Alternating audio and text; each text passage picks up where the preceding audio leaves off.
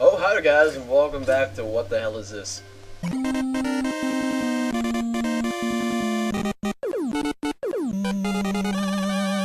Oh, hi there guys, and welcome back for some more Let's Play Legend of Zelda Skyward Sword. In the last part, we got this item, the whip, from the Ancient Cistern by fighting Stallmaster. And, well, in this part, we're going to be continuing on through this dungeon, using this whip. And it's going to be tons of fun because I love this dungeon. And again, please check the last episode if you want to follow along with the poem that goes with this entire temple. The spider's thread, or spider's string, or whatever the hell it's called. Spider's rope? Spider's thread sounds right. But anyways, it's suggested that we head all the way up here first. And look at this lotus lock because feet wanted to see it. So just take a gaze at it. The door is locked and will not open. Ah, perfect! Thanks for that. I needed help, feet. So we'll just come back down to the bottom. Oops, not the bottom. Didn't mean to do that. Meant to go to the first floor, because that's where we need to go.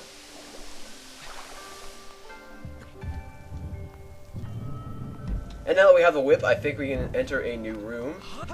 So that's fun. Very helpful. Let's see, somewhere around here. By the way, you can use the whip to whip these things, and then pull them off. And then we can just throw them at walls and whatnot. And get whatever that is. I just got a text message. Gonna ignore it until I finish recording. Sorry, person who texted me. I think I know who it is, though. Well, that's a different story. Anyways, what we need to do here is flip over this lotus, and in order to flip it over, you actually have to use the, thingy right here. Well, these are lily pads, but whatever. Lily pads can have lotuses on them, right? I'm not crazy, right? I'm not crazy if I think I'm not crazy. And then we can use the whip to pull on this. By the way, the whip makes pulling those swishes so much easier and less tedious because you don't have to run up the wall. I love it.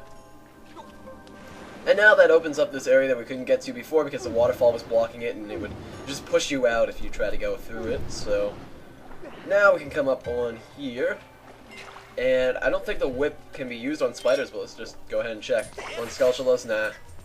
The whip is more of a stunning item if you're going to use it as an attack. It kind of takes the place of a boomerang, but it's not quite as long range. I think there's a treasure chest back here, so let's go ahead and pick that up. Probably has like 20 rupees in it. Might as well just get that really quick. Fine by me. I certainly need money. And now I can pay for one of the things in Beetle's shop. What you can also do with the whip is go through bars and get stuff on the other side, like that. Which is pretty cool, and we'll need that in the future as well. And that's why I love the whip. The whip is pretty cool. Not to mention, what the whip can also do is if you go up to Bokoblins, you can... Oh, I guess this guy doesn't have it. It kind of acts like the grappling hook from Wind Waker, in the aspect that you can steal items from people. And it also acts like the grappling hook because you can use it as a swing there. Except I like it better than the grappling hook, because, well, how does I like it better than the grappling hook? Get over it. Oh, gotta get up there, Bieber. You're gonna fall if you don't. There we go. What's over here? Oh, this is just a resting area. Okay. I'll use this to transfer. Somebody just texted me again. Gonna ignore them. I'm pretty sure I know who it is. But I'm recording right now. Anyways, this area people always say is so hard.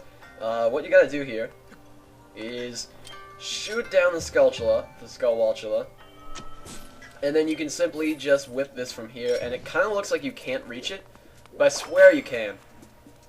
Or you can like run up there and whip it or so. Oh my god, maybe I forgot how to. Oh wait, no, I remember how to do this. I remember how to, and people thought this was like completely crazy. Because I was talking to people like, I think it was Patrick, Super Paper's Corpse I was talking to when he was first playing through the game because I beat it before he did. And he needed help on getting through this dungeon. He was like, I swear to God you can't swing over to that. And I went back and checked like a month later, and I swear you can swing over to this and or like whip it in the air. And it would be really awesome if I could swing over there, but these controls aren't working too well. Okay, let's just aim straight there, and then I will swing directly at it and jump. And not touch the control pad. There we go. Works pretty awesomely. I do love it. I think I can jump off and then whip it, but I wouldn't try that. Just remember not to touch the control pad, because for some reason that, like, just whips you around violently. Pun not intended. Deku Babas, no big deal. Open your mouth. Okay, there we go.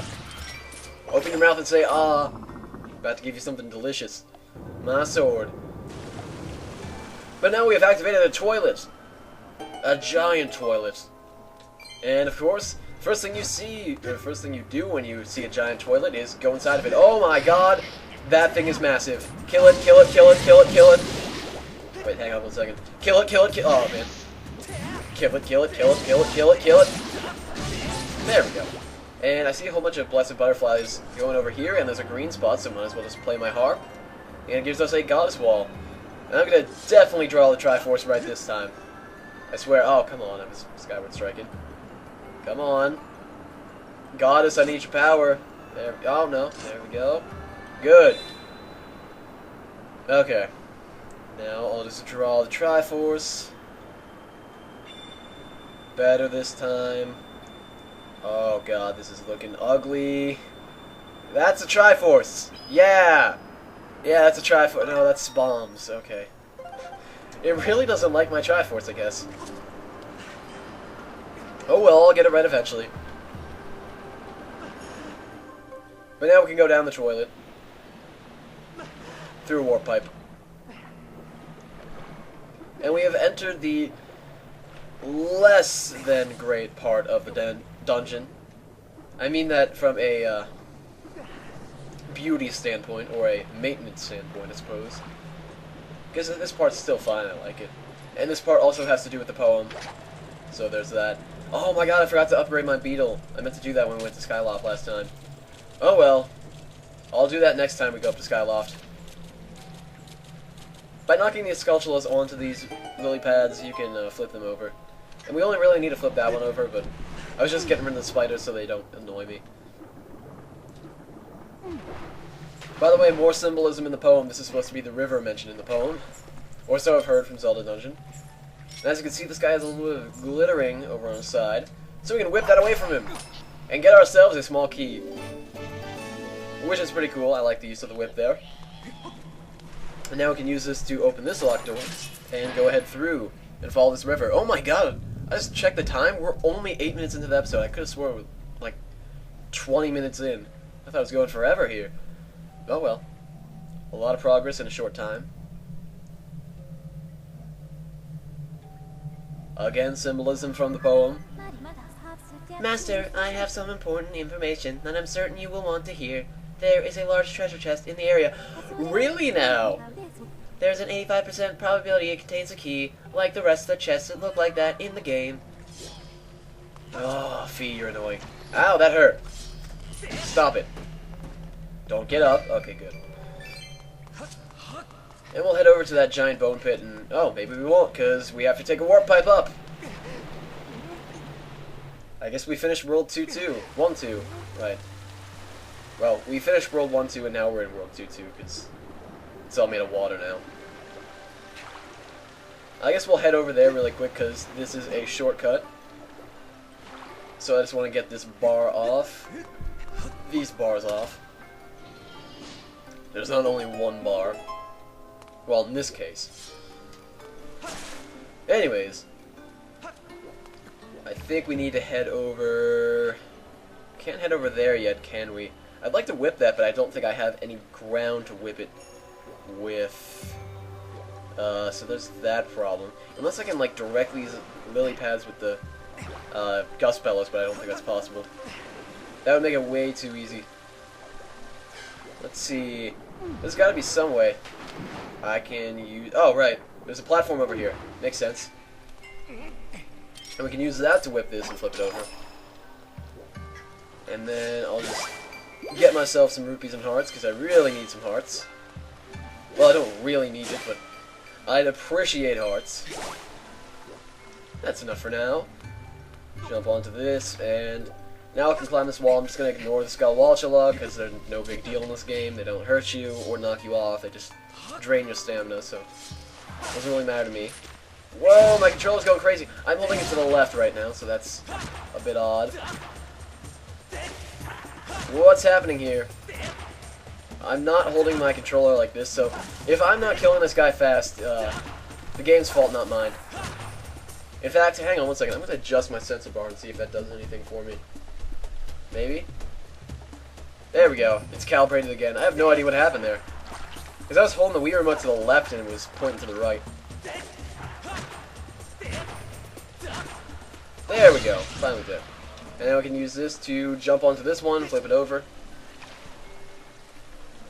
And so we've solved the riddle of the Sphinx. And now we can head over here. Or under here, really. I saw 20 rupees. I'd really like to pick that up. Where is it? Where's the 20 rupees? Oh, 20 rupees. I really need money. Oh god, didn't mean to do that.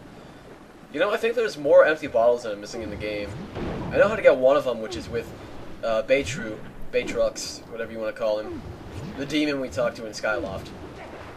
But I don't really care about the Gratitude Crystal mission right now. We're not getting all those, by the way. The upgrade is kind of pointless. I mean, it's better than like the Skulltula missions or the Poe missions from Twilight Princess and Ocarina of Time. But it's still not very great because of the fact that it just yields a very giant wallet, and I don't really need that. Like a ridiculously large wallet that you will never fill up. And if you do fill up, you're not going to be able to afford everything, I suppose. But that activates a water jet in this room, and we can use that to get across, but we have to flip it over, of course, because that is what we use to get below. Let's see, can we access that from here, I wonder? I think we can. I think this is exactly where we need to go. So let's just swim over here. I can't believe we're only at 12 minutes right now. I keep checking the clock just to make sure I'm not going, like, ridiculously over a time and making a really long episode, because I do want to cut this eventually.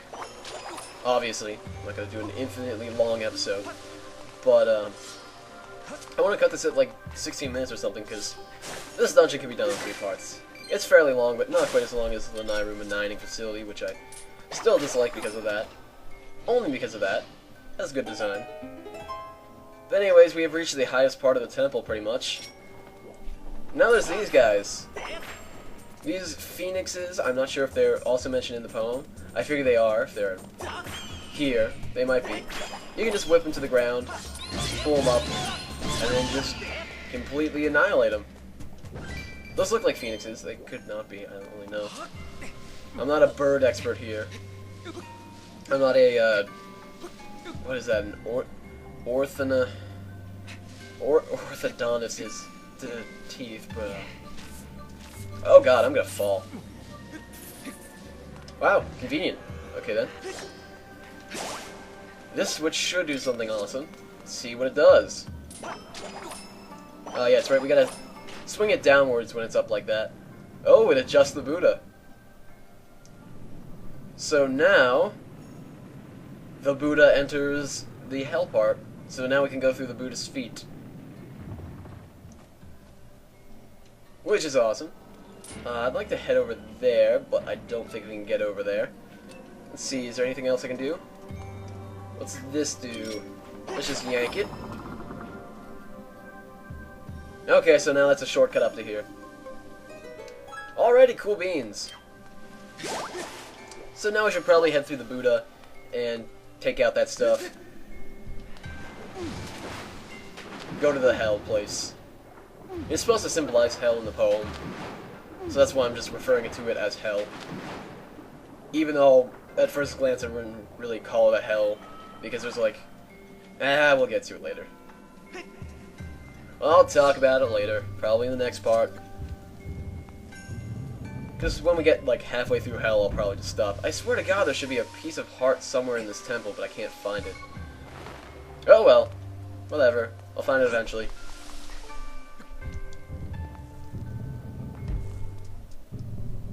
But now we've entered this place, and it is really scary because there's these zombie bokoblins These guys can only be killed with a fatal blow.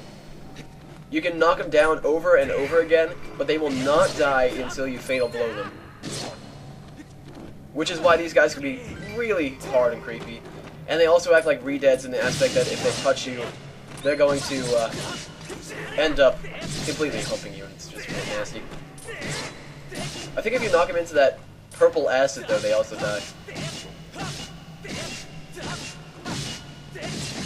Oh, I forgot, you just have to knock them down.